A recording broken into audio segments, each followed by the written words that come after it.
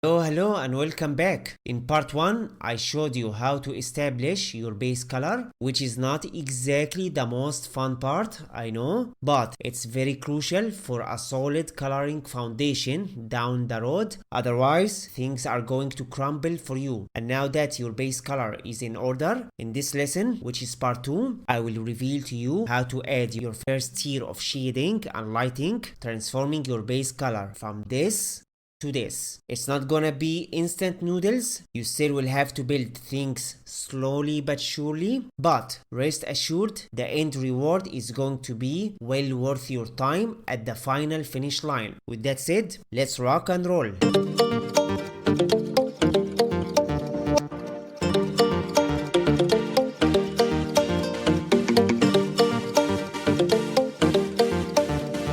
Okay, your first order of business is to figure out your light source before you attempt to do any shading or lighting. I recommend Epic Pen to help you with the analysis. It's a very powerful yet underrated annotation tool. Best of all, it's free. Some premium features require a purchase, which you don't need here. You can use it to dissect and analyze your drawing. Suppose this is your light source. Then it's likely to hit your mushroom here,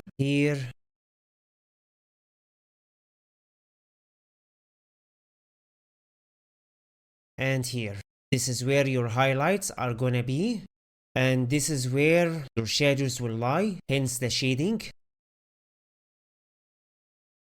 Something like that.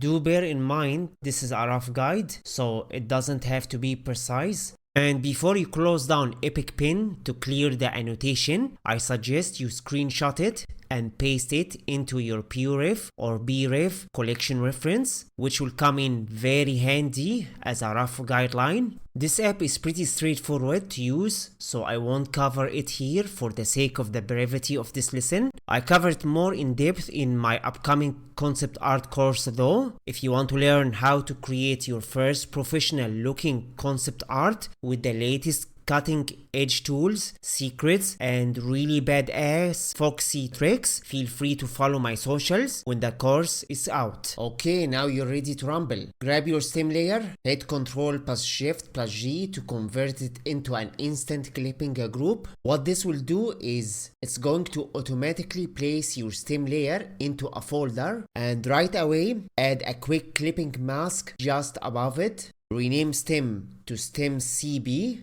Rename your newly created clipping mask layer to stem SL, and if you guessed this stands for stem shading layer, you would be right. Double check alpha lock is turned on. This is crucial. If it's not, just click here like so. And I suggest you lock your CB layer so you don't paint on it by mistake. Make sure your SL blending mode is set to multiply, otherwise nothing will happen when you start painting on it. This is optional, but if you have access to stable diffusion with controlnet or similar generative AI tools, for further visual analysis and reference, I encourage you to export your bare sketch, and I mean the sketch lines layer alone, without any colors, then import it into stable diffusion with controlnet activated like so. Type a suitable prompt and hit generate.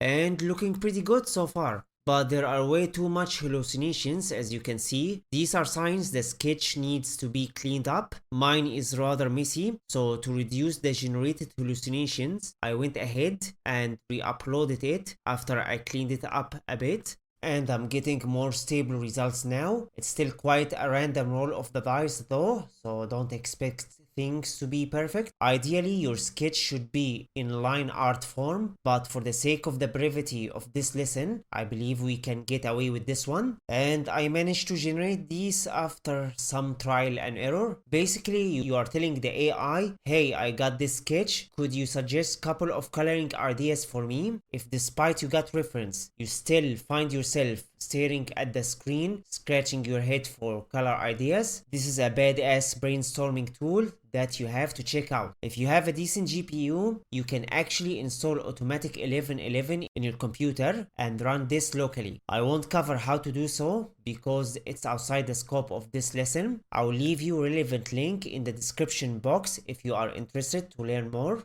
Now back to business. With all the reference you got in hand, which hopefully will serve as a guide, let's begin shading. Grab a paint-free brush. I suggest bristle to flat rough for the stem. Make shades around the areas away from the light to represent the shadows, like so. Take your time and don't rush. It's very important that you build the details slowly but surely. I would put some music on to make it fun. My favorite is synthwave. Got some for you as a suggestion if that's your cup of tea. I won't play it during speed ups where appropriate in this lesson because they are copyrighted. If at any point you feel the brush stroke is too much or not quite the right one, you can either undo it or hit E to switch to erase mode to erase the unwanted areas. Hit E to go back to brush mode. Moreover, if you find that your shading color is too light, then try shading with a darker color. I wouldn't go overboard with it too soon. Make it sound gradual, you know. You don't want to end up with something that looks too abrupt or sudden, like what I'm doing. As you can see, I'm building the shadows gradually as I sculpt in more details. Okay, I think this looks good enough. Let's work on the highlight. Create a new layer. Name it stem HL, which stands for stem highlight. Change the blending mode to screen. Hide the SL layer for just a moment. Select your CB layer. Click anywhere while holding down Ctrl to sample the base color and reset your color back to the stem base color. This is not necessary if you haven't made any changes to your brush color when you were working on the SL layer. Okay, unhide your SL layer. Select your HL layer. And exactly like what you did in your SL layer, you stroke around, but this time around the light spots instead. Remember these from the visual analysis? I would use these as a guideline, doesn't have to be precise. Other than that, all you have to do is repeat the same steps for the highlight.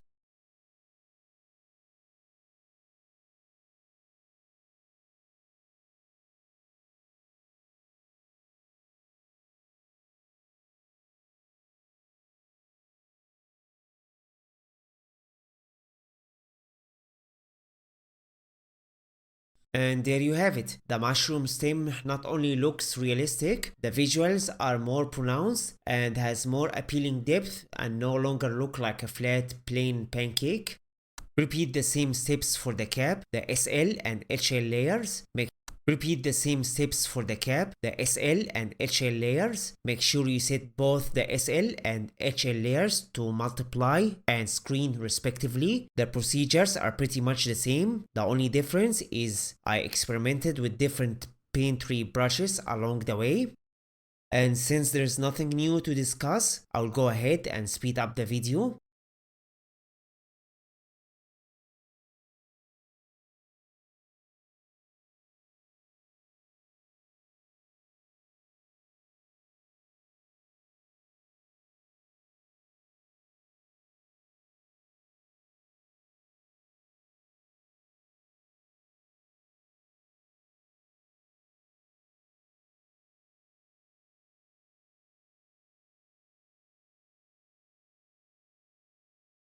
Okay, shading done.